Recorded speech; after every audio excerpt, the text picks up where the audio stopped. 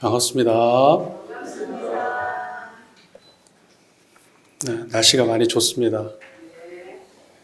네, 좋으세요? 네. 네, 짧은 봄을 만끽하시기 바랍니다. 네, 오늘 저희가 공부하실 정산종사님의 본문 말씀은 일원상의 진리입니다. 두 번째. 여러분, 안내 가지고 계신 그 유인물 있죠? 네, 거기에 두 번째 일원상의 진리를 오늘 함께 공부할 텐데, 지난 시간까지 저희가 그 정산종사님의 일원상에 대하여 서언을 공부했죠?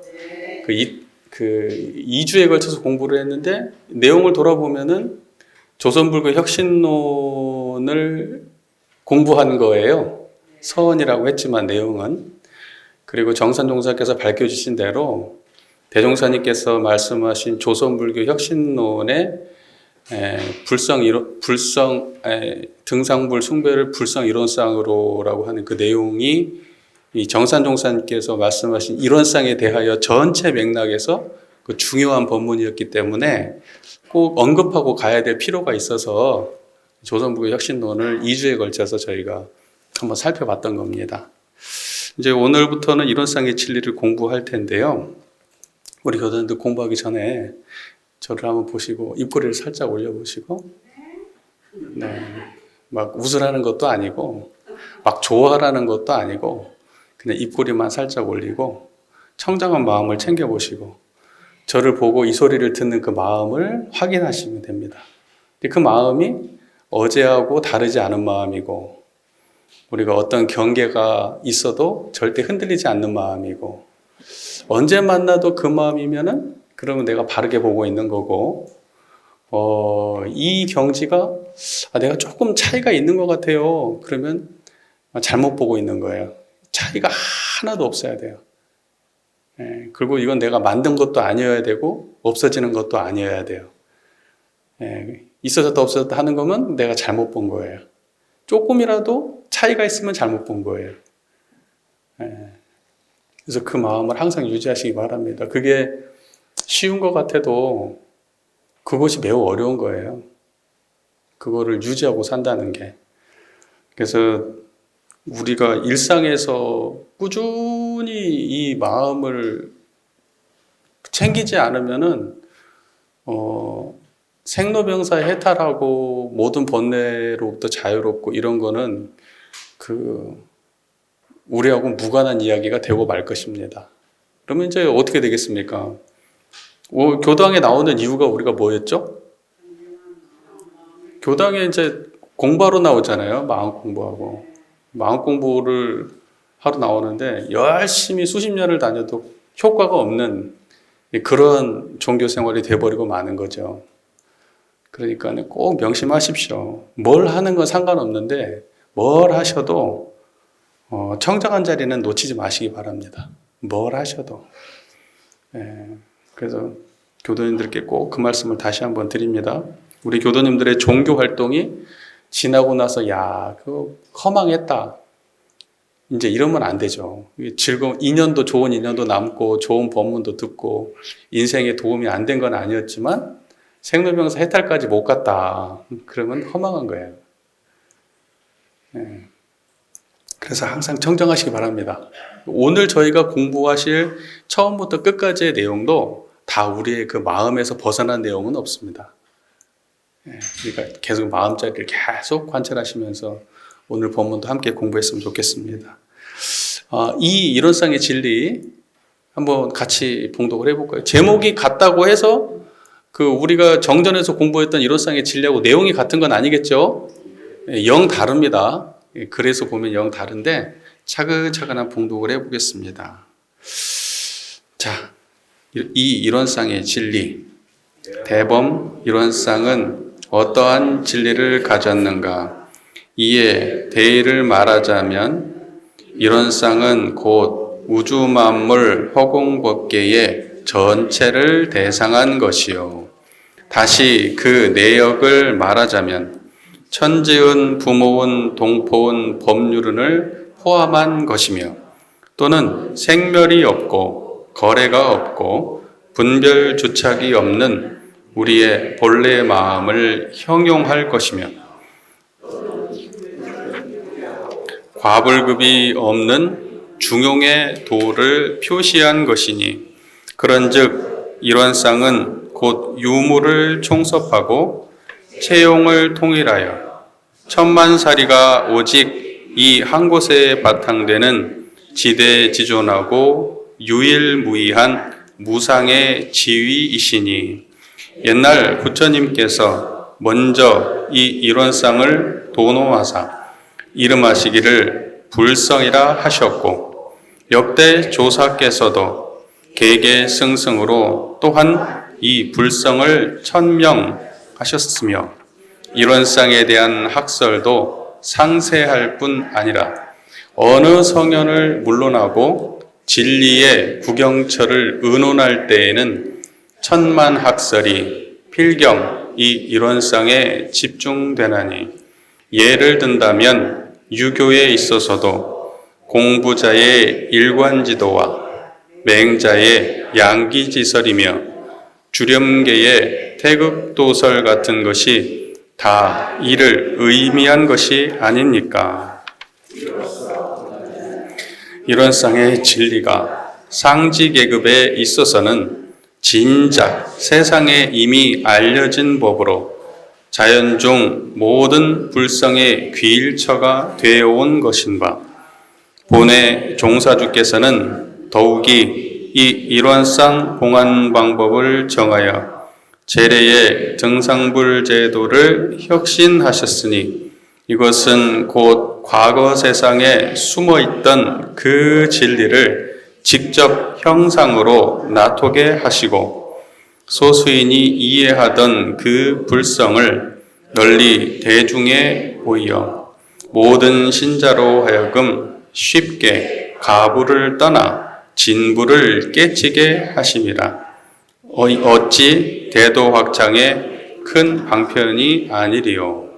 그런즉 우리는 이에 각성하여 먼저 일원상의 대를 획득한 후 행주좌와 어묵동정 간에 항상 일원상을 신앙하며 일원상을 숭배하며 일원상을 체받으며 일원상을 이용하여 잠깐도 이 일원상 부처님을 떠나지 아니하여야 할지니 이것이 곧 불법 수행상 정로라고 생각합니다.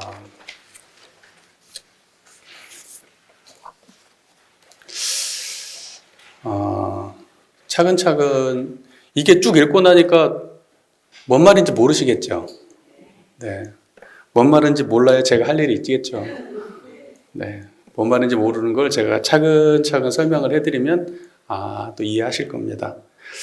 자, 이렇게 시작하죠. 대범 일원상은 어떠한 진리를 가졌는가? 그러니까 일원상의 진리라고 하는 것은 무엇인가? 이에 그 대의를 말하자면 일원상 진리의 그 큰 핵심적인 뜻을 말하자면 일원상은 곧 우주만물 허공법계의 전체를 대상한 것이요. 우주만물 허공법계 전체를 대상한 것이라는 그 말씀이 조선불교 혁신론에서 많이 등장하는 말이잖아요. 조선불교 혁신론에서 일원상을 정의하는 말씀이잖아요. 그러니까 이게 지금 핵심이에요. 나머지는 이제 여기에다가 정산종사께서 부연하신 내용이죠. 기억이 안 나시는구나. 그래요? 나세요? 네, 정산종사님은 조선불교 혁신론에서 대종사께서 그 불성 일원상에 대해서 정의하신 내용 그대로 인용하고 계신 거예요. 그러고 난 다음에 당신의 설명을 거기에다가 이제 붙이는 거죠. 간단히 복습하자면 여러분 한번 따라해 보실까요? 우주 만물, 허공법계, 우주 만물, 허공법계. 그것이 불성일원상, 불성일원상, 우주만물 허공법계가 다 불성일원상.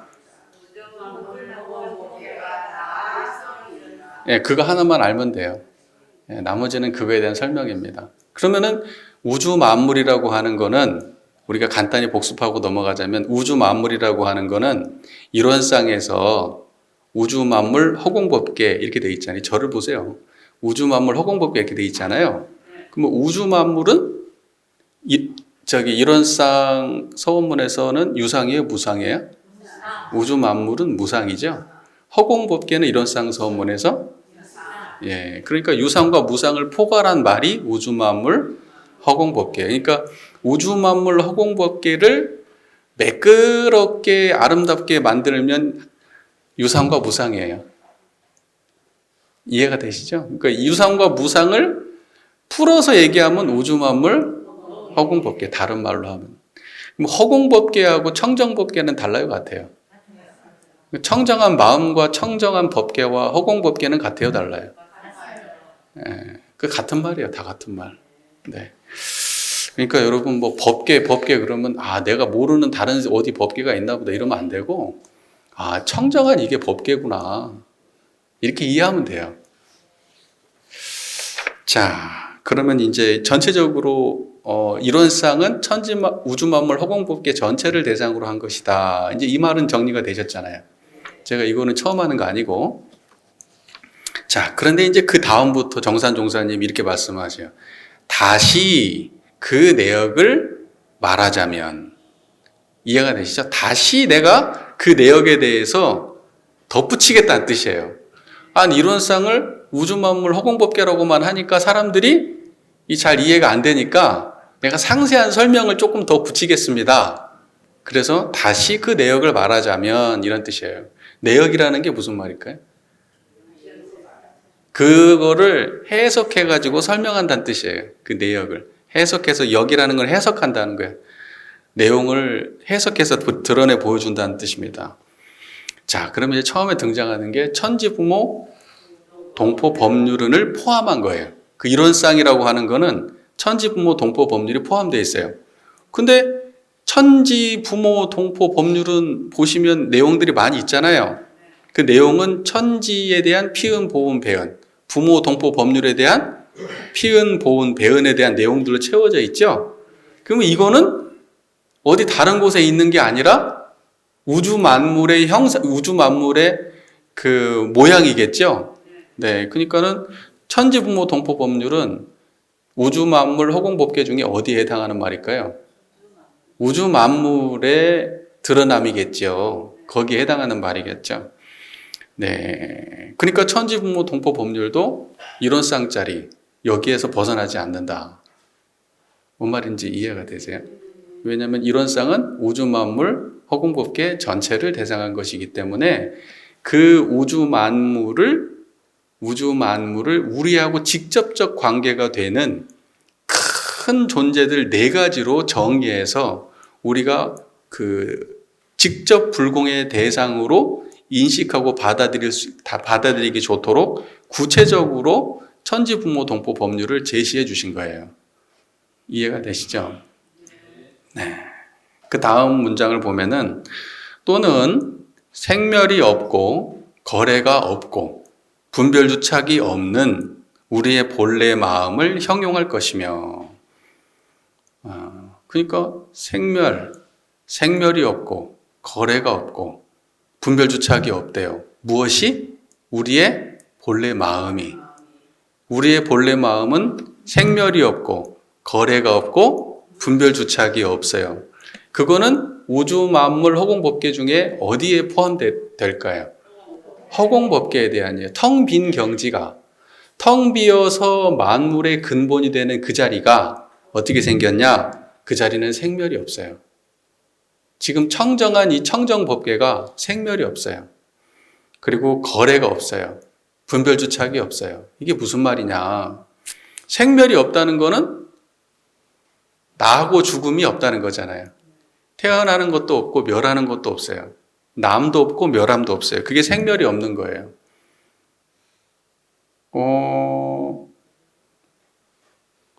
우주 만물이 수도 없이 일어나고 변화되고 사라져도 이 허공법계는 생멸이 없어요.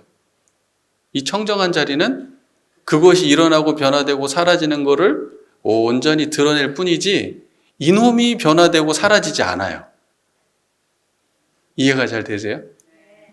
예를 들면은 지금 아무것도 지금 제가 들고 있는 게 없잖아요. 들고 있는 게 없죠? 없죠?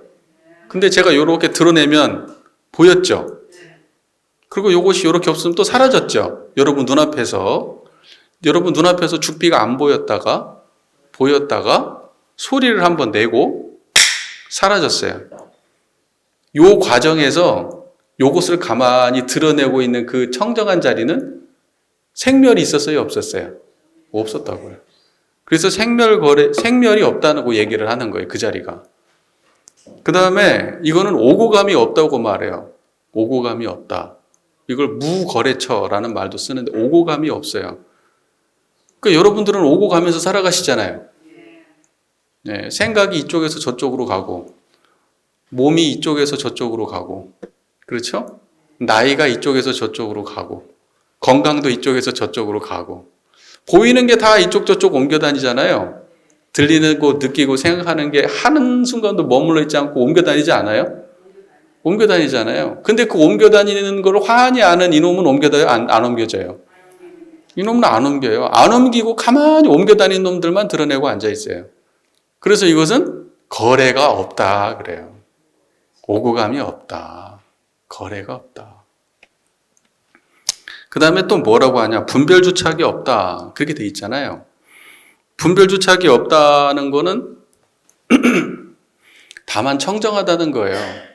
분별주착이 없기 때문에 우주 만물이 있는 그대로 드러나는 거예요.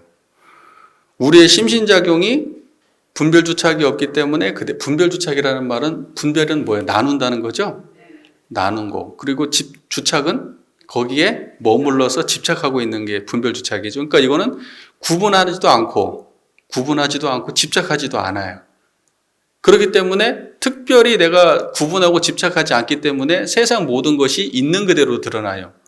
구분하고 집착하면 구분하고 집착한 것만 드러나요. 그런데 구분하고 집착하지 않기 때문에 모든 게 다 드러나요. 이 말 이해가 되세요? 흥망성쇠도, 성주개공도, 생로병사도, 십이이해도, 원근친소도 그대로 드러나요. 분별주착이 없기 때문에. 그러니까 결과적으로 보면은 우리의 본래 마음이라고 하는 거는 지금 이렇게 청정한 거잖아요. 이렇게 청정한 우리의 본래 마음이라고 하는 거는 생멸도 없고 거래도 없고 분별주착도 없는 거예요. 이거는 전부 다 같은 말이에요? 다른 말이에요? 같은 말이에요. 다만 청정한 거예요.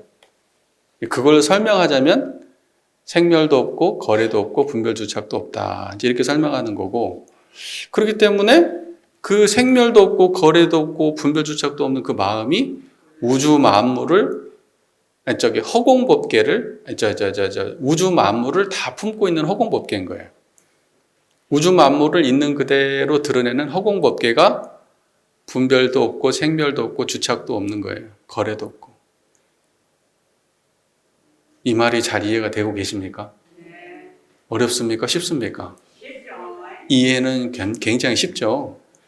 이해는 쉬운데 그렇게 안 사라지죠? 네, 이제 그게 문제죠. 그거는 그래서 1, 2년 갖고 절대 안 돼요. 이 불법 공부가 무슨 잠깐 알았어요. 안 거는 그 불법 공부하는 게 아니에요. 안 거는 그거를 내가 일상에서 유지하는 게 공부하는 거지.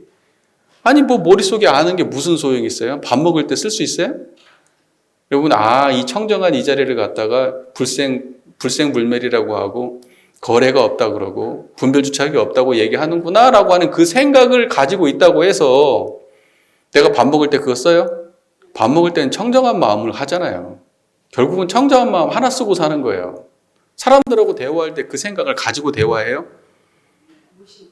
청정한 마음을 쓰면서 대화하실 거 아니에요. 이해가 잘 되시죠? 여러분의 의식주 모든 생활에 여러분이 머릿속으로 알고 지금 배우고 하는 내용은 실제적 도움이 되는 게 아니에요. 다만 이렇게 저희가 공부하는 거는 이 공부를 통해서 그 마음자리에 확신을 갖고 더 분명하게 이해를 하시고 일상에서 활용하시다는 의미지, 머릿속으로 뭘 많이 집어넣으라는 의미는 절대 아니에요. 끝나고 나면 다 잊어버려도 돼요. 그때 이론상의 진리에 대한 설명이 그냥 청정한 이 자리였구나. 그거 하나만 가지고 가시면 돼요. 그러면 수지 맞은 장사지. 이거 기억해서 뭐 할 거예요? 아무 의미 없어요. 머릿속에 뭐 넣으려고 하지 마시고 지금 이 순간 마음만 보세요. 마음만. 정산종사의 설명을 따라가서 이 말도 이 마음이고 이 말도 이 마음이고 만법이 다 이 청정한 한 마음으로 돌아오는구나. 그거 하나만 자각하면 돼요. 나머지는 할 거 없어요. 자, 그런즉 또는 불편불이하고 과하고 불급함이 없는 중용의 도를 표시한 것이다. 이론상이. 불편불이라기 무슨 말이에요? 불편, 치우침이 없고, 불의, 의지함도 없고, 불급, 과하고 넘치고, 그 다음에 모자람도 없는 그 중용의 경지가 이론상이다. 이 청정한 이 자리가 그래요. 불편불이라는 거는 치우침도 없고 의지함도 없다 이런 말인데, 청정한 허공법계가 좌우가 없죠. 청정한 이 자리가 좌우가 있어요. 그러니까 좌우에 치우침이 없죠. 앞뒤가 있어요. 앞뒤가 없으니까 앞뒤에 치우침이 없죠. 위아래가 있어요. 위아래가 없으니까 위아래에 치우침이 없는 거예요. 생각 있어요. 느낌 있어요. 감정 있어요. 판단 있어요. 그게 없어요. 그러니까 거기에 치우침이 있어요, 없어요? 그걸 보고 불편 이렇게 하게, 치우침이 없다 이렇게 얘기하는 거예요.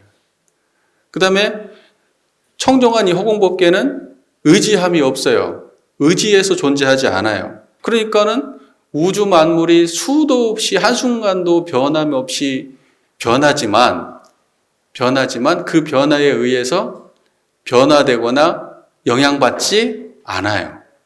거기에 의지하고 있다면 우주 만물이 변할 때마다 변해야 되잖아요. 그런데 이놈은 우주 만물이 아무리 요동을 치고 변해도 생각이, 감정이, 느낌이, 판단이 아무리 변해도 이놈은 거기에 의지하지 않기 때문에 가만히 그걸 드러낼 뿐 그거에 의해서 변화되지 않아요. 그것이 의지함이 없는 자리다 그러는 거예요. 청정한 자리가 그래요. 오늘 왜 이래? 봄이 되니까 나른해진 거예요, 지금 이제. 분위기가 쫙 가라앉았어, 지금. 그러니까 의지하지 않는 자리를 가지고 사십니까, 여러분? 그러니까 여러분 감정 이게 보면요. 날씨가 안 좋으니까 내 마음도 우울해. 남치가 이게 뭐 그러니까 이렇게 생각을 한다면 그 우울한 그 마음은 지금 무상 자리 보고 있는 거예요. 예, 지금 우리의 그 중용의 경지, 본래 마음자리, 청정한 자리 본 게 아니에요. 그러니까는 그렇게 가을을 타고 뭐 봄을 타고 지금 그러는 거예요, 지금. 예. 그죠? 어떤 사람이 눈앞에서 자꾸 꼴보기 싫은 짓을 한다. 꼴보기 싫어. 그러면 내가 지금 어디에 의지하고 있는 거예요? 어떤 특정한 가치관에 의지하고 있는 거예요. 그러니까 그 의지에서 일어난 놈들은 진짜 배기가 아니라고. 그 허공법계 아니라고요. 자, 그 다음에 과불급이 없다는 거는 뭐예요? 보통 우리가 과유불급이란 말 들어봤죠? 과유불급. 그렇지. 보통 우리가 과유불급이라는 말을 하는 거하고 과불급이 없다는 말은 다른 말이에요. 과유불급이라는 말은 과한 거, 그러니까 넘치거나 부족함은 같다는 뜻이에요. 넘친 것도 부족한 것이고 부족한 것도 넘친 거야. 넘치거나 부족한 거는 같은 거야. 이런 뜻이에요. 근데 과불급이 없다는 거는 과함도 없는 것이고 부족함도 없는 거야. 이 청정한 이 자리는 과함도 없고 부족함도 없는 자리예요. 예. 무슨 말인지 아시겠죠? 무엇이 있어야 과불급이 있겠죠. 네. 자, 정리하자면 과불급, 불편불이, 치우침도 없고 의지함도 없고 과하고 불급함도 없는 이 자리가 중용이에요. 이 자리가 가운데 자리예요. 이해가 되셨습니까? 그래서 중도를 지켜라 이렇게 얘기하잖아요. 그러면 중도는 뭐예요? 예. 뭐 너는 이것이 옳다고 생각하고 나는 이것이 옳다고 생각하니까 딱 섞어가지고 중간을 만들자 뭐 이런 얘기예요? 그런 얘기 아니고 지금 이것과 이것에 끄달리지 않는, 여기에 기울어지지 않는 마음을 중용이라고 하는 거예요. 그러니까 허공법계가 그게 중용의 도예요. 자, 됐습니까? 자, 그런즉 이론상은 곧 유무를 총섭하고 채용을 통일하여. 말이 참 어렵다. 유무를 총섭하고 채용을 통일한대. 유무 총섭 따라해보세요. 유무 총섭. 채용 통일. 채용 통일. 천하의 쉬운 말이에요, 사실은. 자, 설명만 잘 들어보세요. 뭐 거기 안 적혀 있으니까 그 글 보지 마시고 저를 보세요. 그거 볼 필요 없다니까. 유무를 총섭한다는 거, 유라고 하는 거는 우리 개송을 보면 돼요. 여러분 개송 공부 다 했잖아요. 유는 변하는 자리, 무는 불변하는 자리. 그러니까 변하는 자리와 불변하는 자리. 여기에서 우주만물 허공법계에서는 우주만물은 변하는 자리, 유. 허공법계는 불변하는 자리, 무. 그러니까 우주만물 허공법계를 다른 말로 유무라고 얘기한 거예요. 그래서 유무를 총섭했다 이론상은, 그러니까 유무를 다 포함한 자리가 이론상이다 이런 말이에요. 간단하네? 공부를 그동안 열심히 해오셔가지고 뭐 바로바로 알아요. 그 다음에 채용을 통일했다는 무슨 말이에요? 같은 말이에요. 채라고 하는 거는 근본 또는 바탕 이런 말이거든요. 채라고 하는 건 근본, 바탕. 그 다음에 용이라고 하는 거 그 바탕에서 사용되어지는 것을 용이라고 하는 거예요. 그러니까는 여기에서 우주만물 허공법계 중에서 채는 어디에 해당할까? 허공법계. 그러죠? 용은 어디에 해당될까? 우주만물. 그러니까 우주만물 허공법계를 다른 말로 채용 이렇게 얘기하는 거예요. 그러니까 유무든 채용이든 전부 다 이론상짜리 하나다라는 뜻이에요.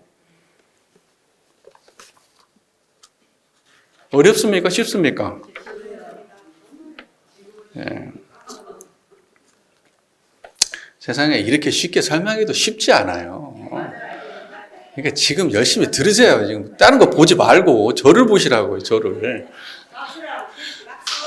아니 그럴 건 없어. 예, 깔끔하죠. 깔끔해요 그렇게. 정산종 이게 모를 때는 되게 어려운 말 같아도 알고 나면은 우주만물 허공법계의 다른 표현들이 불과한 거예요. 자, 그 다음에 뭐라고 되어 있냐면 천만사리가 오직 이 한 곳에 바탕되는 지대지존하고 유일무이한 무상의 지위다. 이 이론상의 자리가 지대지존 유일무이 무상의 지위예요. 참 정산종사님 어려운 말 많이 쓴다, 그죠? 천만사리라는 거는 뭐냐면 잘 저를 보세요. 천만사리라고 하는 거는 사리라고 하는 개념이 나중에 여러분 공부하겠지만은 정전에 나와요. 사리 연구의 요지에 나와요. 사라 하면 인간의 12이해를 이름이요. 이라 하면 천조의 대소음을 이름이라 이렇게 돼 있어요. 그러니까 12이해 옳고 그렇고 이롭고 해로운 모든 것은 다 사라 그러고 그 다음에 대소유무의 이치는 그걸 이라고 해요. 그러니까 천만사리라고 하는 거는 온갖 12이해와 대소유무 그 전체를 다 포함한 그것을 천만사리라고 한 거예요. 이해가 되시죠? 그러니까 우리가 알 수 있고 알고 싶고 알아야 되고 또는 모르는 것까지 다 포함해가지고 천만사리예요.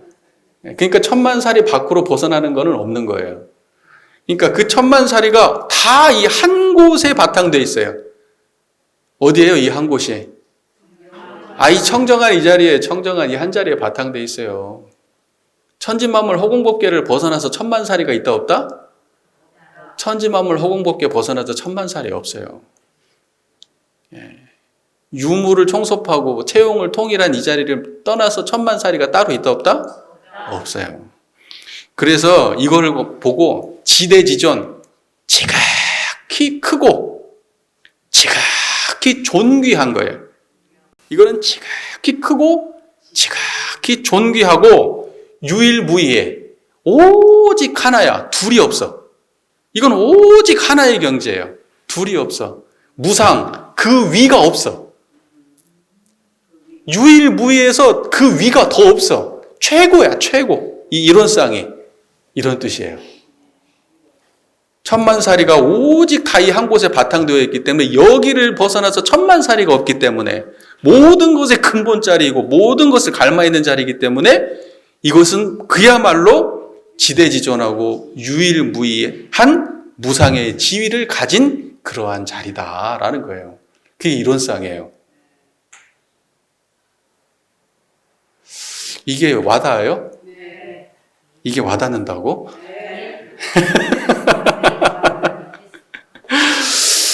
예, 정산 종사님이 이렇게 진짜 말씀하시죠. 자, 그 다음에 옛날 부처님께서 먼저 이 이론상을 도노하사. 도노라는 거는 깨쳤다는 뜻이에요. 깨쳤다. 부처님께서 먼저 이 이론상을 도노했어. 옛날 부처님이 먼저 이걸 도노했어. 깨쳤어. 그리고 이름하시기를 불성이라 하셨다. 자, 보세요. 도노라는 말은 수행을 열심히 해서 깨달은 걸 도노라고 해요? 아니에요. 수행을 열심히 해서 깨달은 건 도노란 표현 안 써요. 돈이라고 하는 건 갑자기 깨달은 거는 여러분이 열심히 노력해서 깨달은 거는 다 생멸심에 대한 이야기예요. 그러니까 이래서 무상으로서 여러분이 뭘 공부해서 알았다, 공부하니까 느꼈다, 공부하니까 체험했다. 그런 거는 전부 다 무상에 대한 거예요. 이 도노라는 말을 쓴 거는 전부 다 유상에 대한 얘기예요. 유상은 그냥 이렇게 한 번에 아는 거예요. 그러니까 이렇게 깨치신 거지 무슨 많이 뭘 쌓아서 깨쳤다 그러면 도노라는 말은 안 써요. 제가 조금 구체적으로 말씀드리는 거예요. 갑자기 깨친 걸 도노라고 해요. 부처님이 갑자기 깨친 거예요. 그러니까 부처님이 깨친 거는 이 불생불멸한 유상의 경지를 깨치신 거예요. 그럼으로써 유상을 깨침으로써 무상도 섭렵하고 포함이 되는 거겠죠. 그래서 대종사께서 이론상을 도노했다라고 말씀하시는 거예요. 이거 도노란 말을 잘 모르면은 이게 무슨 쌓아서 깨치는 건 줄 아는데 그런 게 아니에요. 성품은 시간이 안 걸려요. 여기 계신 분들이 이제 막 왔어도 성품을 보는 거는 금방 다 알아요. 아무리 오래 다녔어도 관심 없으면 모르는 거고 알려고 하면은 삼척동자도 다 알아요. 그게 성품이에요. 왜냐하면 우리가 쓰고 있는 마음이기 때문에 그래요. 이미 그런 거기 때문에. 자, 그래서 역대 조사께서도 개개승승으로 또한 이 불성을 천명하셨다. 밝게 드러냈다는, 천명은 밝게 드러냈다. 그러니까 개개승승, 역대 조사, 그러니까 부처님이 깨쳤고 부처님 이후에 수많은 깨달은 사람들이 나왔어, 스승들이. 그 사람들도 전부 다 이 불성 하나를 드러낸 것에 불과하다는 거예요. 이론상 하나 드러낸 거예요. 부처님 이후에 수많은 깨달은 사람도 그거 하나를 계속해서 밝혀왔던 사람들인 거예요. 이해가 잘 되셔요? 그 이론상이라고 하는 건 대종사님이 와서 갑자기 깨친 것이 아니고 과거부터 끊임없이 전해져 내려오던 아주 불가에서는 상식이고 기본인 경지인 거예요. 그 다음에 이렇게 말씀하세요. 이론상에 대한 학설도 상세할 뿐 아니라 어느 성현을 물론하고 진리의 구경처를 의논할 때에는 천만학설의 필경이 이론상에 집중되나니 이렇게 말씀하셨죠. 그러니까 수도 없는 부처님 이래로 2500년 전 부처님 이래로 수도 없이 깨친 사람들이 지금까지 있어 왔는데 그 사람들이 수도 없는 법문들을 해놓고 설명을 했을 거 아니에요. 그러니까 엄청 많은 거예요, 양이. 깨달은 사람도 많으니까 양도 많은 거예요. 그 중에는 정말 저게 의미가 있나 하는 그런 얘기들도 많이 있어요. 오히려 모든 사람들이 미혹하게 만드는 그런 말도 많이 있지만 아주 훌륭하신 말씀들도 많죠. 그래서 그게 상세하게 많이 전해져 내려와요. 그런데 불교뿐만이 아니고 수많은 종교의 성현들도 결국은 그 진리의 구경처는 결국 청정한 이 자리 말고는 없다는 거예요. 언어를 달리했을 뿐이지 다 구경처는 이론상 한 자리 말고는 없다는 거예요. 그리고 천만학설이 다 필경 반드시 이론상에 집중된다. 수많은 말들이 존재하지만 그 말들은 전부 다 이론상으로 돌아오는 얘기들이고 이론상 설명하는 얘기지 이론상 바깥에 있는 학설들은 있다 없다? 없다. 이런 상 박혀 있는 학설이면 그거는 진리에 부합하지 않는 말인 거예요. 반드시 옳은 말이다. 그러면 그거는 이론상을 향해 있는 말이어야 돼요. 이론상에 부합을 해야 돼요. 이해가 잘 되시죠? 이론상 바깥으로 나가면 그거는 지 혼자 상상한 거에 불과한 거예요. 근데 학문하시는 분들이 대부분 상상만 하셔. 수행을 안 하니까 상상해가지고 글자 속에 파묻혀 계신 분들이 많아요. 특히 이제 남자분들 같은 경우에는 머리가 발달하셔가지고 이걸 머리로 공부하시는 분들이 많아, 남자분들 같은 경우에. 그래가지고 지식이 많이 있으면 아는 걸로 착각을 하셔요. 여성분들은 실행을 잘 하신다고요? 여성분들은 공부를 안 하셔. 공부를 안 하고 그냥 뭔가 느낌이 좋은 걸 찾으시지. 생각을 잘 안 하죠. 남자는 생각을 많이 하고 여성분들은 느낌을 찾아. 둘 다 틀렸어요. 둘 다. 무슨 말인지 이해가 되십니까? 자, 그 다음 문장 이렇게 돼 있어요. 예를 든다면 유교에 있어서도 유교에 대한 설명을 하는 거예요. 예를 들어서 유교에 있어서도 공자죠. 공자의 일관지도와 맹자의 양기지설이며 주렴계의 태극도설 같은 것이 다 이를 의미한 것이 아닙니까? 근데 이렇게 말씀하시는 건 이미 다 아는 사람들한테 하는 말 같죠? 여러분 다 아세요? 모르지. 간단하게 설명을 하고 넘어가야 되겠죠? 그러면 공자의 일관지도가 뭐겠어요? 그러니까 뭐냐면 하나로 꿰뚫는 도가 있어. 공자의 수많은 공자께서 그동안 행위를 하고 했던 말들이 있을 거 아니에요. 근데 그걸 하나로 꿰뚫는 게 뭐예요? 그러죠. 우리가 보통 말로 인 그러잖아요. 인. 근데 또 조금 그래도 유교 경전을 보면은 이건 충서 이렇게 또 이해할 수도 있어요. 근데 중요한 거는 정산종사께서는 그 공자가 하나로 꿰뚫었다고 하는 그 경지를 이름을 뭐라고 하든지 그것도 결국은 이론상이라는 얘기예요. 그 자리에도 이론상 못 벗어난다는 얘기예요. 결국은 그 공자의 심신작용이고 그 경험이고 생각이고 할 거 아니에요. 깨달은 경지고 그렇다고 한다면 천지만물, 우주만물 허공법계의 박해 얘기는 아닐 거 아니에요. 그러니까 말은 달라도 그 안에 포함된다는 얘기예요. 이 공자의 일관지도에 대해서 논어에 이런 말이 있어요. 공자가 말하였다. 사야, 너는 내가 많이 배워서 그것을 모두 기억하는 줄로 아느냐? 공자한테 물어보면 공자가 줄줄줄줄 나와. 막 머릿속에 든 게 너무 많아. 야, 너는 내가 그걸 다 외워서 기억하는 줄 아니? 그게 자공이 대답하기를 그렇습니다. 아닌가요? 공자가 아니다. 나는 하나로 꿰일 뿐이다. 이렇게 말해요. 그걸 일관지도라고 하거든요. 그러니까 생각을 해보세요. 하나로 꿰다. 근데 여러분 대종사께서 말씀하시는 여기에 이렇게 엄청나게 많은 말씀들이 있는데 대종사님은 이걸 머릿속에 다 외워갖고 하실 걸까요? 그게 아니에요. 이론상 한 자리에서 꿰인 거예요. 이거를. 공자도 그랬다는 거예요. 이해가 잘 되시죠? 잘은 안 돼도 대충 되시지. 네. 맹자의 양기지설은 또 무슨 말이냐? 공자, 맹자, 이분은 육아의 대표적인 그 스승들 아닙니까? 그 맹자가 양기지설을 했는데 양기라는 거는 뭐냐면 기를 양자, 그 다음에 기운 기자예요. 그러니까 기를 기른다는 거예요. 맹자가 기를 기른다는 것은 무슨 말이냐? 양기지설이. 그때 기는 뭐냐? 호연지기를 말해요. 맹자의 호연지기. 호연지기 들어봤어요? 네. 호연지기? 어떤 사람들은 산속에 올라가지고 호연지기를 기른다는데, 그래서 무슨 달빛을 보면서 기를 막 흡수하고 그럴 거예요? 태양을 보면서 기를 흡수할 거예요? 그런 기가 아니에요. 이 호연지기는. 호연이라고 하는 거는 말 그대로 뭐냐면 넓고 크고 그 다음에 밝은 그런 기운이다. 그게 호연지기거든요. 그러면 넓고 크고 밝은 기운은 뭐겠어요? 청정한 자리겠지 뭐겠어. 이론상 자리겠죠. 그것이 정산종사님이 볼 때는 그 맹자가 말하는 양기, 기를 기른다 할 때 그 기가 호연지기인데 그 호연지기의 실상은 이런 쌍짜리다. 이렇게 보신 거예요. 정산종사님.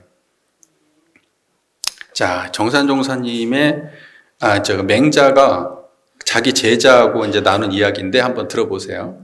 맹자의 제자인 공손추가 스승인 맹자에게 스승은 무엇을 잘하십니까? 맹자, 당신은 뭘 잘하십니까? 이렇게 물어보니까 이에 맹자는 아지연, 아선, 양호, 호연지기 곧 나는 말을 알고 호연지기를 잘 기른다네. 이렇게 말했어요. 공손추가 호연지기란 무엇입니까? 라고 묻자 맹자는 이렇게 대답했다. 한자는 빼고 말하기 어렵다. 나느냐 말하기가 어렵다. 그것은 기운이다. 말하기 어려운데 그것은 어떤 기운이야. 지극히 크고 지극히 강하다. 지대지강, 지극히 크고 지극히 강해. 왜냐하면 이거는 여러분 청정한 이 자리가 한계가 없잖아요. 그리고 이것이 깨져요, 안 깨져요? 그래서 강하다고 얘기하거든요. 그러니까 크고 강해. 그러니까 이 양반이 불교를 공부한 건 아니지만 설명하는 거 들어보면 성품짜리예요, 이게 성품짜리예요. 이게 지극히 크고 지극히 강하며 그 다음에 고둠으로 기르면 해로움이 없어. 이 자리를 바로 기르면 해로움이라는 건 없어. 그리고 곧 하늘과 땅 사이에 충만하게 된다. 천강한 이 자리가 하늘과 땅 사이에 충만한 자리잖아요. 그 다음에 또 뭐라고 얘기하냐? 그 기는 의와 도로서 짝하니 이것이 없으면 줄이게 된다. 뭐냐면 의라는 의로운 거, 도라는 거는 이제 길도자 도예요. 그러니까 의와 도가 없으면은 이 자리는 양분을 얻지 못해. 쉽게 말해서 어떻게 해석되냐면 쓰이지 못한다는 거예요. 우리가 의로움을 행할 때 이 자리가 더 드러나고 밝게 드러나는 거다. 이 기는 의로움을 행할 때 드러나는 자리야. 이렇게 말해요. 이게 육아의 스타일이겠죠. 그리고 또 뭐라고 얘기하냐. 이 기는 의가 모여 스스로 내 속에서 생기는 거야. 내 속에서 생기는 거야. 이때 의로울 의자, 그게 정의할 때 의자거든요.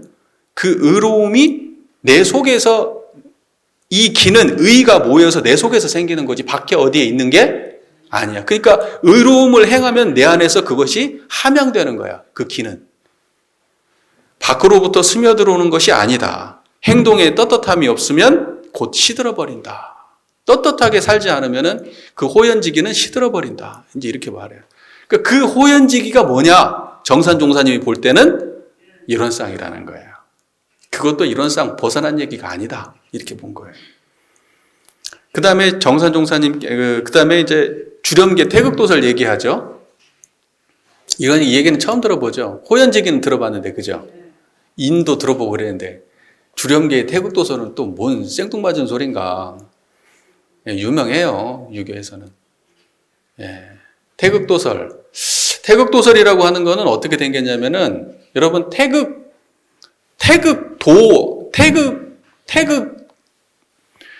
그림이 있어요. 그림이 이게 동그라미가 있고 여기 음양이 이렇게 있고 그 다음에 밑에는 오행이 이렇게 막 있고 그 밑에는 이제 뭐 남자 여자 이렇게 있고 이렇게 되어 있는 그 그림이 있어요. 이런 그림들이 그 그림을 딱 그려놓고 옆에다가 이걸 설명한 거야.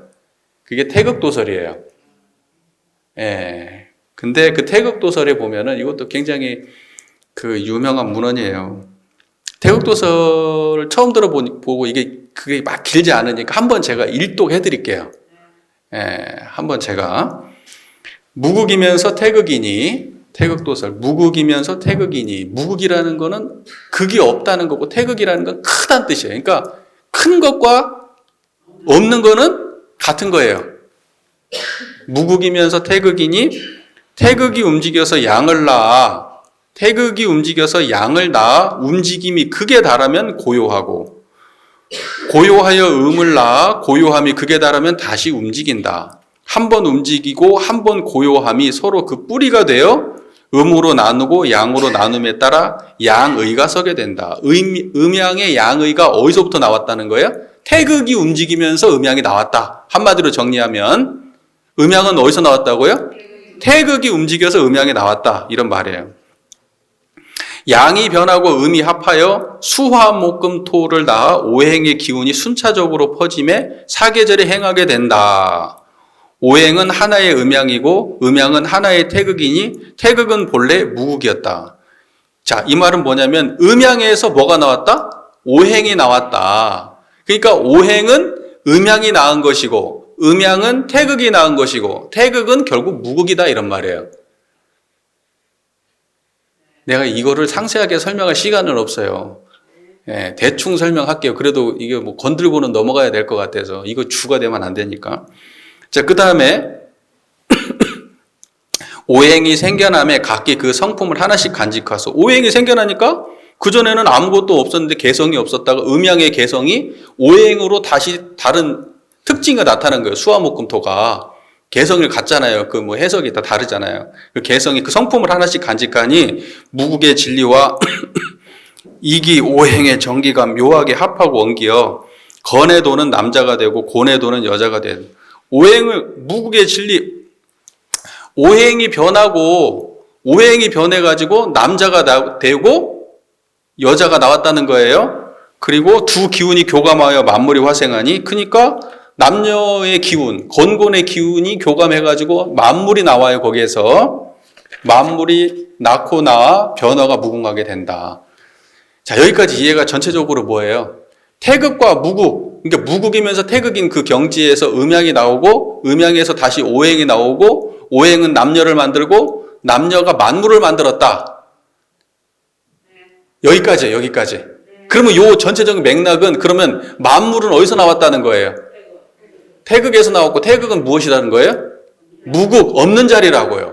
그 없는 데서 변화가 되어서 태극의 변화로 인해서 모든 것이 나왔다. 이런 말이 한마디로 얘기하면 그래서 주염계의 태극 도설이라고 하는 것이 그러니까 내용을 보면은 그 없는 자리하고 있는 것이 나오잖아요. 근데 그거에 대한 과정을 설명하고 있고 종류를 설명하고 있지만 그것도 싸잡아서 얘기하면 우주 만물 허공법계 안에 있는 얘기지 바깥의 얘기가 아닌 거예요. 그 뒤에 얘기는 읽어만 드릴게요. 오직 인간은 그 빼어난 기운을 얻어 가장 영특하니 형체가 이미 생김에 신이 지혜를 바란다. 그리하여 5가지 성이 감동되어 선악이 나뉘고 만사가 나온다. 성인은 중정인으로서 정하되 고요함을 주장하시어 사람의 표준을 세우셨다. 그러니까는 설명하면 안 되지. 시간이 없어요. 설명할까? 그러니까 가치관, 그러니까 사람이 가장 영특한데 사람이 나오고 난 이후에 무엇이 나와요? 가치가 나온다고요. 인, 중이라고 하면 가운데 중자 중이고 그 다음에 정, 바를 정자, 인, 어질 인자, 의로울 의자. 이것들이 전부 다 사람이 나오고 난 이후에 나온 거예요. 그런데 고요함의 바탕에서 이것이 고요함의 바탕에서 이것이 쓰여져야 된다라는 거예요. 그것이 성인이라는 거예요. 고요함에서 이것이 쓰여질 때 성인인 거예요. 중정인이가. 이해가 되셨어요? 네. 그러므로 성인은 천지와 함께 덕이 합하여 이 내용은 우리 교사에 나오는 내용입니다. 대종사께서 여천지 합기명, 여천지 합기덕, 여일월 합기명, 여사시 합기서, 여귀신 합기 기륭이라는 그 구절을 들으시고 환히 아셨다라는 내용이 나와요. 이게 지금 근데 여기 나오는 내용이에요. 그러므로 성인은 천지와 함께 덕이 합하며 해와 달과 함께 밝음이 합하며 사계절과 함께 차례가 합하며 귀신과 함께 기륭이 합하는데 군자는 이것을 닫기 때문에 기라고 소인은 어기기 때문에 흉하다. 그러므로 말하기를 하늘의 도를 세움은 음과 양이고 땅의 도를 세움은 유와 강. 유는 부드러운 거고 강은 센 거고 사람의 도를 세움은 인과 의다. 하늘은 음양이고 땅은 유와 강이고 사람은 인의다. 또 말하기를 시작을 근원하면 끝으로 돌아간다. 그러므로 죽고 삶의 이치를 안다라고 하였으니 위대하다 주여기여 지극하도다. 자, 그러니까 이 태극도설의 맥락에서 보면은 자, 태극이 무극이에요. 그러니까 무극에서 변화가 일어나면 태극이고 그 태극의 변화가 음양을 낳고 음양의 변화가 오행을 낳고 오행이 움직여가지고 남녀가 되고 남녀가 움직여서 천지만물이 낳고 천지만물 중에서 인간이 제일 귀하고 그 인간 중에 인간이 가장 귀하게 되고 영특하게 되는 것은 인의 중정인의 이러한 가치가 그 성자로부터 나오게 되고 그것을 갖다가 바르게 구현하게 되는 것이 태극도서를 만든 이유가 아닐까 싶어요. 누군가가 이걸 쓸 때. 이 정도로 정리하죠. 그래서 이로써 본다면 이론상의 진리가 상지계급에 있어서는 상지계급이란 말은 무슨 말이에요? 상지, 맨 위에 지혜. 상지. 지난번에 우리 공부모임 하시는 분들은 제가 설명한 적 있죠. 상지, 중재, 하우. 상지. 가장 높은 지위가 지혜의 부분인데 그 지혜를 말할 때에는 지혜를 말할 때에는 이런 쌍의 진리를 빼놓고 지혜가 없다는 거예요. 그러니까 유가든 불가든 가장 높은 지혜의 차원을 이야기할 때는 다 이런 쌍을 근간으로 하고 있다라는 뜻이에요. 그 상지계급에 있어서는 진작 세상에 이미 알려진 법으로 자연 중 모든 불성의 귀일처가 되어온 바. 이런 쌍의 진리가 가장 높은 수준의 진리이고 세상에 이미 알려져 있는 보편 진리다. 근데 설명이 조금 다르고 어떤 이해가 조금 다르고 할 뿐이지 결과적으로 그 모든 것들도 결국 상지계급의 이론상으로 다 돌아가게 돼 있다는 거예요. 자, 여기까지 정리가 잘 되셨죠? 그 다음에 이제 본의 종사주께서는 대종사님 말하는 거죠. 종사주. 예전에 종사주라고 불렀습니다. 더욱이 이 이론상 봉안 방법을 정하여 제례의 등상불 제도를 혁신하셨으니 이건 지난번에 공부해서 잘 아시죠? 이것은 곧 과거 세상에 숨어있던 그 진리를 직접 형상으로 나투게 하시고 소수인이 이해하던 그 불성을 널리 대중에 보이어 모든 신자로 하여금 쉽게 가불, 거짓 부처를 떠나 진불, 진짜 부처를 깨치게 하심이라 이 어찌 대도 확창의 큰 방편이 아니리요. 대종사께서는 이론상을 봉안할 방법을 다 제정해 주셨죠. 우리한테. 그렇게 해가지고 등상불 제도를 혁신해가지고 불성 이론상으로 바꿨어요. 그런데 그렇게 한 거는 이유가 뭐냐? 그렇게 해야 불법의 진리가 드러나게 된다는 거예요. 미신에 떨어지지 않고 불법의 진리가 드러나야만 많은 사람들이 거기에 의지하게 된다는 거예요. 옛날에는 불법의 진리를 직접 드러내지 못했기 때문에 그것을 그렇게 믿고 알고 아는 사람들이 소수였단 말이에요. 극소수. 근데 이제 이론상, 불성 이론상을 드러냄으로써 그 깨달음을 보편화시키고 널리 선양할 수가 있게 된다는 얘기예요. 그러니까 이론상을 모신 거예요. 대도 확창을 하기 위해서 이론상을 모신 거예요. 이해가 잘 되시죠? 만약 이론상을 안 모셨다면 불법의 어떤 근본 진리가 드러나지 않을 뿐만이 아니고 많은 사람들이 이걸 공부할 수 없게 된다는 거예요. 그런즉 우리는 이에 각성하여 먼저 이론상의 대의를 획득한 후 행주자와 어묵동정 간에 항상 이론상을 신앙하며 이론상을 이에 각성한다는 게 무슨 말이죠? 여러분 각성하라고 하잖아요. 야, 각성해. 그건 무슨 말이에요? 뭔가 지금 깨달으라는 뜻이잖아요. 지금 뭔가 자기 스스로 뭔가 이렇게 깨달으라는 뜻이잖아요. 각성해가지고 이론상의 대의를 획득을 해야 된다는 거예요. 그러니까 전제 조건이 이론상의 대의를 획득하지 못하면 불성 이론상을 모신 의미가 있다 없다? 없는 거예요. 그러니까 모셔놓고 불성 이론상을 모셔놓고 그 실제로 그 내용을 알지 못하면 아무 의미가 없는 거예요. 그러니까 그냥 등상불 모신 거하고 차이가 없는 거예요. 우리가 이론상을 모셨으면 그것을 각성해서 획득을 해야 돼. 그 진리를 알아야 된다는 거예요. 그런 다음에 어떻게 하라고 돼 있어요? 행주자와 어묵동정. 우리의 일상생활을 말하는 거예요. 그걸 행주자와 어묵동정이라고 해요. 이거 설명할 필요 없죠? 네, 행주자와 어묵동정 간에 항상 이론상을 모시고 신앙하고 이론상을 숭배하고 이론상을 채받고 이론상을 이용하여 잠깐도 이 이론상 부처님을 떠나지 아니하여야 할지니 이것이 곧 불법 수행상의 정로 가장 바른 길이다. 그러니까 이론상을 안 떠나는 것이 불법 수행의 바른 길이에요. 이론상을 잠깐도 떠나지 않는 게 불법 수행의 바른 길이에요. 이게 이해되세요? 그러니까 제가 교도님들께 맨날 하는 말씀이 뭐죠? 항상 이론상을 챙기라고요. 이론상을 챙기라고. 그거 말고는 다른 길이 없다고요. 근데 이론상을 똑바로 알고 챙겨야 되겠죠.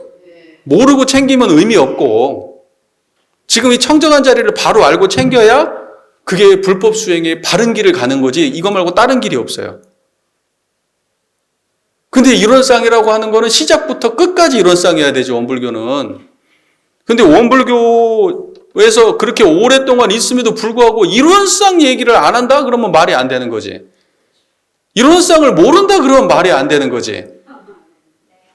여러분, 이론상 잘 알아요? 몰라요? 잘 알아요? 그러면 다행이고요. 네. 그래서 정리하자면 이겁니다.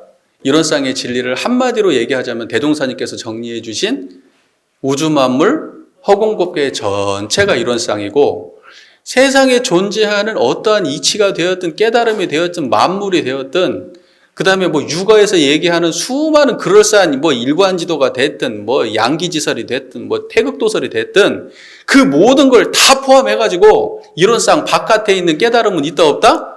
없다는 거예요. 없어요. 다 이 안에 들어오는 얘기예요. 왜? 이론상은 천지만물 허공법계 전체를 대상한 것이니까. 그러니까 우리가 해야 될 일은 하나밖에 없어요. 항상 이론상의 진리를 자각해서 그 자리를 신앙하고 그 자리를 수행하고 그 자리에 의지하고 그 자리를 채받고 그걸 모시고 잠깐도 떠나지 않고 살면 그게 원불교, 제대로 된 원불교 공부하는 사람인 거예요. 계속 떠날 거잖아, 지금. 떠날 거잖아. 네. 긴 시간 함께 경청해 주셔서 감사합니다.